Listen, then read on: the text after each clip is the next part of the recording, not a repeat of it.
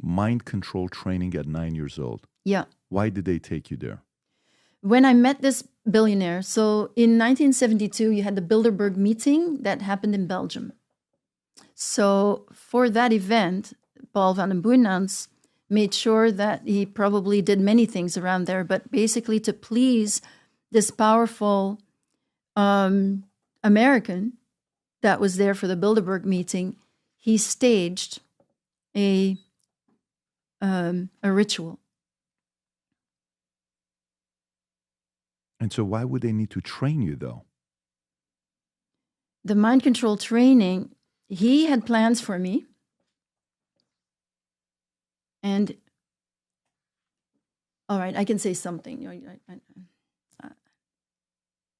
He had me in his homes and everything to get me used to the life of the elite so that I would know how to eat, so that I would recognize good clothes, so that I would be comfortable in these environments.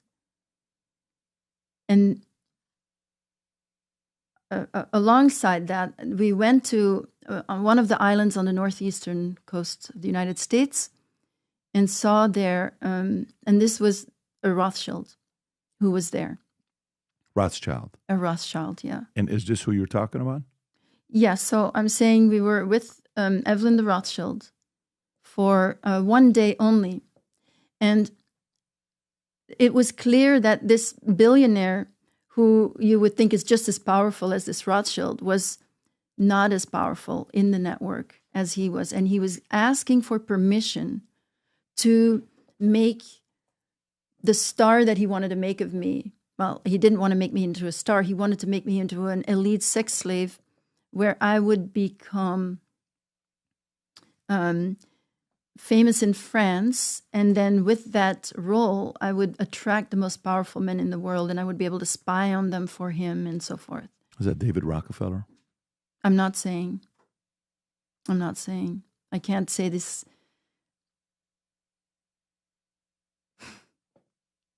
All right.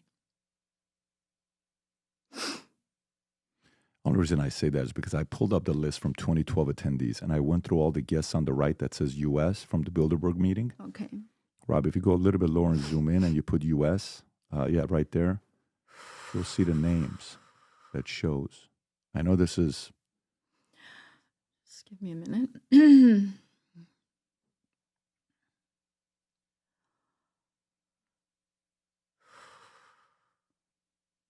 Well, I can't lie, but it's scary.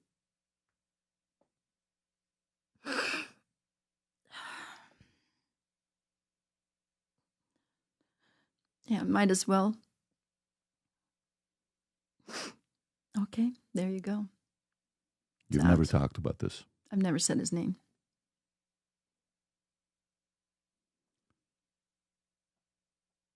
You know, you hear these stories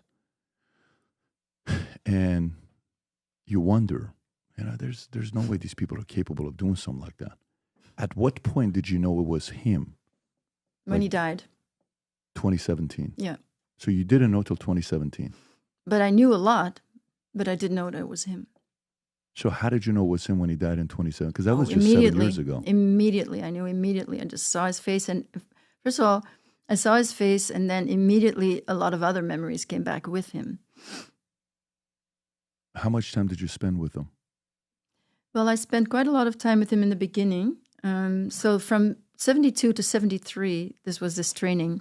So I spent quite a lot of time with him in the U.S. in that first month, in July of 1972, and spent time in his estate in Westchester, and also in his home in New York City, and also in his home in Maine. And on the way to Maine, on his sailboat, we stopped off at Rothschild, who had to give his permission for the persona that he wanted to make out of me. And then Rothschild invited me into the family. And I gave I had not been treated very well up until then. So suddenly I get a very nice invitation. I feel even this training, even though there was a lot of sex training also, just let's not make any mistakes here. This is not like, I was just suddenly being treated really well. I was being trained sexually as well. But it was the best I'd ever seen in my life at age 9. And when I was invited, Meaning treatment of elites like lifestyle, wealth. Is that what you mean by treatment? No, in the first 3 years in the network by Paul van den Boeynants, I was treated like absolute piece of dirt. What does that mean? I was the lowest of the low. He always treated me like, he wasn't worth the time for him to even have a chewing gum on his soul or something, and he just had to pull it off and just resented having to spend any time on me. But he was selling me all over, or whatever he was doing. He was using me for blackmail for people that were supposedly new, or he was giving me to depraved aristocrats. But he didn't want to, I was treated, most of the time I was treated like I was absolute piece of dirt, like I had no value at all. Did he himself sexually abuse you or no, Paul? He beat me up. But not sexually abused I did not get sexually abused by him. He was extremely sadistic. So he did not sexually abuse me. He abused other children, though. And I